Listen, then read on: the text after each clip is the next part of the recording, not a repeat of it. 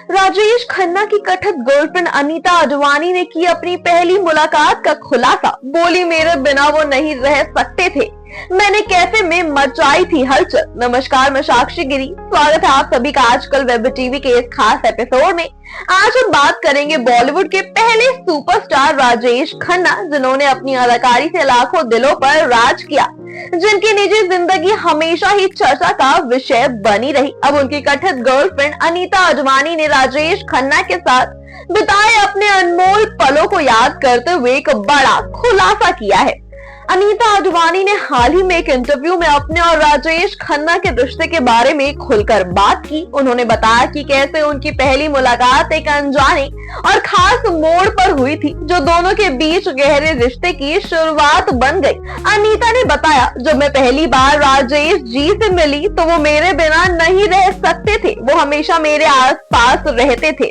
उन्होंने ये भी कहा कि राजेश खन्ना जब भी उनके कैफे आते थे, वहाँ पूरी तरह से हलचल मच जाती थी। उनके आते ही माहौल बदल जाता था। उनके साथ होने से ना सिर्फ मुझे बल्कि वहाँ मौजूद सभी लोगों को कुछ खास महसूस होता था। उनका अंदाज और उनका प्यार मेरे लिए अनमोल था, अनीता ने कहा।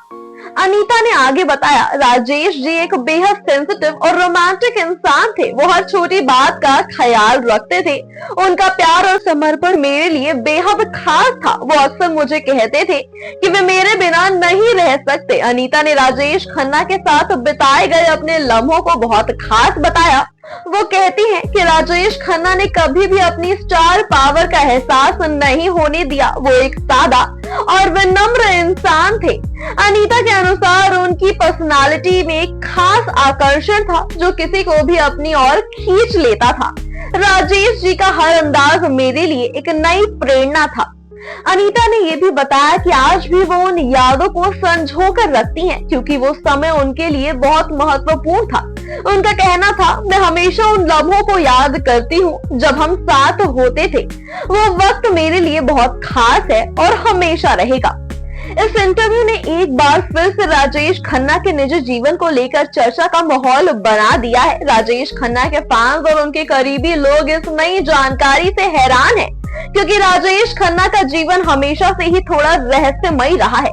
अभी के लिए बस इतना ही। देश और दुनिया की तमाम बड़ी खबरों से जुड़े रहने के लिए बने रहें आजकल वेब टीवी के साथ। धन्यवाद।